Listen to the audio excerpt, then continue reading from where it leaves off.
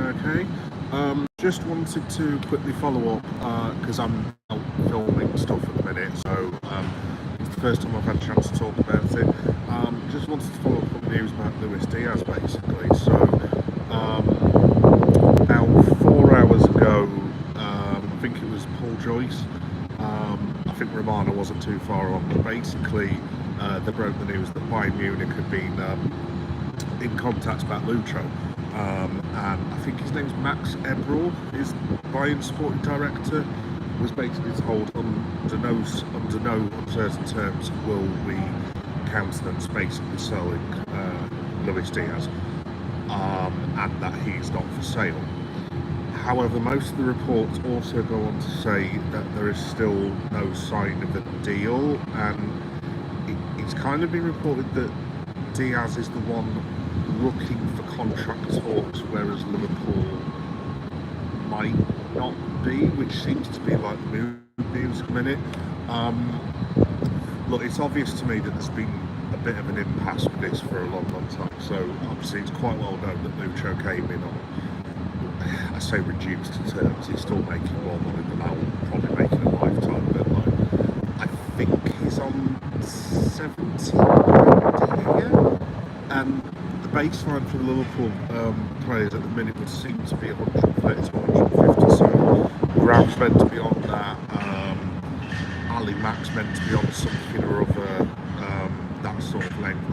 Federico Chiesa, he is playing 14 minutes for Liverpool, actually seems to be on that wage already, so I can, as a Liverpool fan, obviously it's more important for me that Liverpool do well, but I can totally see why Luis Diaz would be highly pissed off with that. If I was making less than some fella who came in from Italy and played 14 minutes and had like, I don't know, 6 sub-appearances and scored 2 goals, I probably wouldn't be best pleased about it. So I was thinking about this earlier.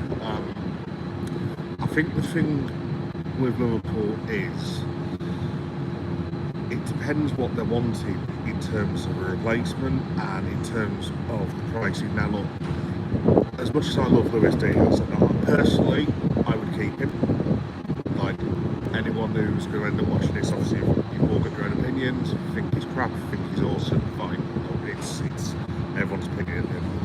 I think he's great. I love the guy. I think he's had a few poor moments since he's been at Liverpool, but most of the time I think he's been very consistent. I mean, last season, I'm probably wrong about this, but I want to say he scored 17 goals and made 5 or 6 assists or something like that. I mean, that's pretty good. Do you know what I mean? It's like, it's not Mo Salah numbers, obviously, but I just think for me he is. Hi mate, you're alright. I think that that is worthy enough of keeping for Liverpool, but at the end of the day it very much depends what they're after. I mean, if someone came along and offered you, say, for the Saudi Pro League, 75 million quid, hi pal,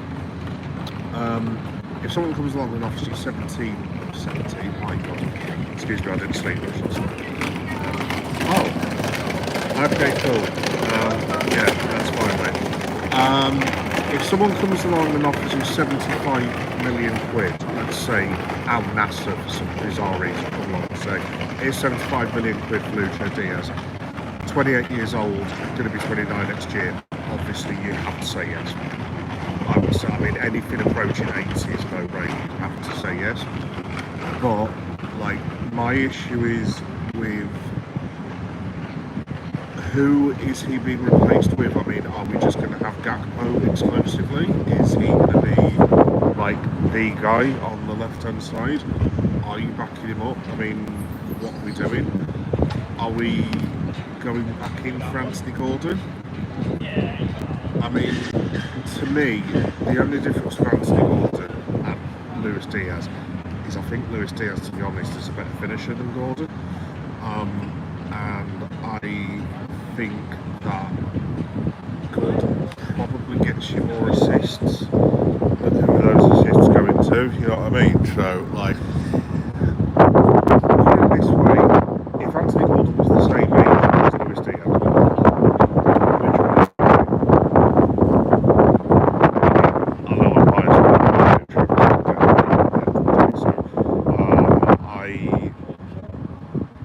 I don't know, it's difficult. I would very much like to keep Diaz, but I suppose from Liverpool's point of view, on the other hand, it very much depends what he's asking for.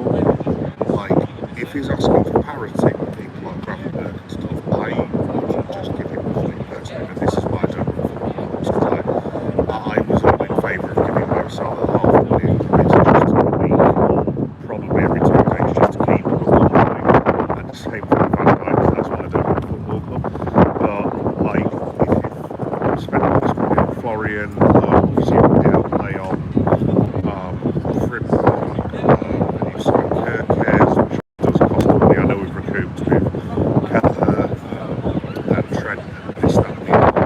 But if you're still looking for a signing like Ian Isak or an Kike, I can't say that much now, or someone else or Osimhen, obviously that's a lot of money. So how much are you going to drop on SDS's wages? I mean, I think he's worth 150. I don't. I certainly wouldn't be giving him 200k, 250k, and if that's what he's asking for, then I would probably agree with Liverpool and that he does need to probably go along.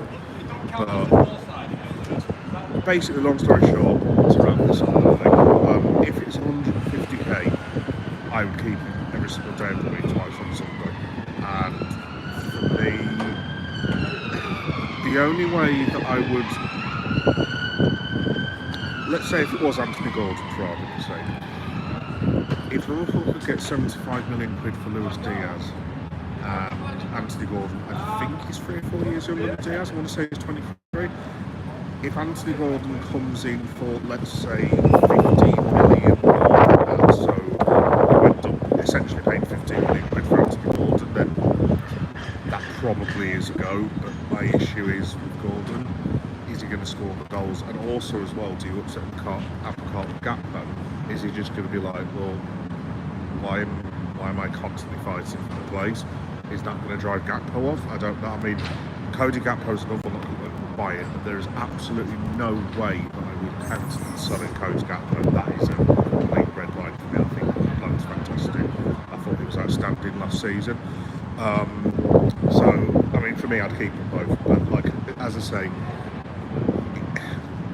again, if it was Anthony Gordon and you know you can get him for basically 10 million quid more than Diaz, then obviously at that point you would have to seriously think about it. So yeah, that's all I wanted to say, folks, basically. Like I said, from my point of view, just to cap it off, I very much hope that Lucho will stay. I think he's been outstanding, and he's another one that I would want to say goodbye to. I wouldn't just want him leaving without us acknowledging what he's done for the football club. Obviously we're not in Bobby Firmino territory, obviously, but he is still a legend for the club as far as I'm concerned. He's helped us win number 20, and look, that is good enough for me to make him a legend at the end of the day. But if he goes, then fair play. I don't. So yeah, that's about it, folks. So thanks for listening to me blah blah blahing. And yeah, I will be back with more content Liverpool-wise as soon as they have content to film. If you want to check out the rest of the channel, obviously I do loads of different stuff. I do horror, I do stuff on football grounds in general, pro wrestling, comic cons, toy hunts, hence the name Geek Professor. I've got loads of local content as well, which I've probably said to you guys before. Match day vlogs from past games I've been to, Legends matches, this, that and the other. So if you want to check out the Liverpool stuff, it's Geek Boy Meta Liverpool. And I also do a podcast now for a YouTube podcast, which is called Geek Boy Meta A Liverpool Story.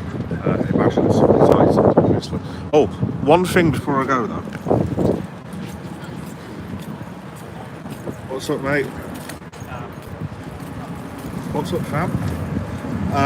Yeah, before I go, guys, I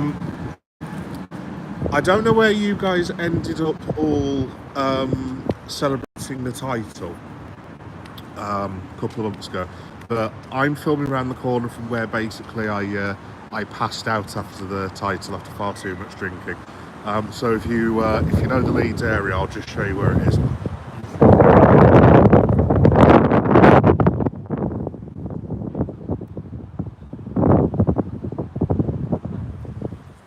There you go, Leeds Premier Inn. So there's a very, very quick side story.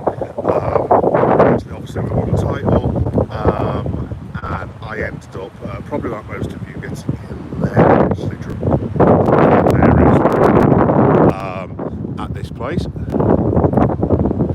Yeah, Weatherspoon's classy boy, mate. Ends up going out with my brother.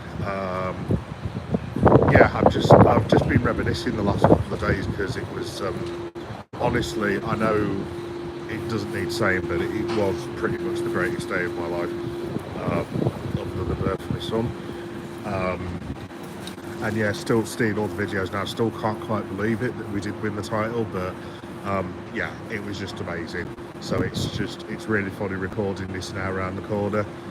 Like I said, we went to the original Oak in Leeds at about 7 or 8 pints. Got into Leeds city centre. I think me and my brother had, at bare minimum, 2 bottles of wine and about 2 pitchers worth of shots. And I woke up very unsteady in that building over there. Yes, a lot of good memories. Hopefully we'll be doing exactly the same this time next year, with probably less drinking. But yeah, thanks for indulging me with that quick little story. Sorry, that had nothing to do with this. But yeah, let me know what you guys think. Like I said, this will be available as a video later. Just leave a thing in the comments. Would you keep Lucho? Would you sell him? Like I said, no judgment. If you don't like the fella, you don't like him. If you do like him, then great. So, but personally, like I said, sum it all up, I would keep Diaz, and I would offer him a new contract. And yes, I would keep him to lose 32. But that's just me, and that's why I don't run football clubs. So yeah, thanks everyone for watching. Listen to me ramble, and I will see you all tomorrow for stuff soon. Bye bye.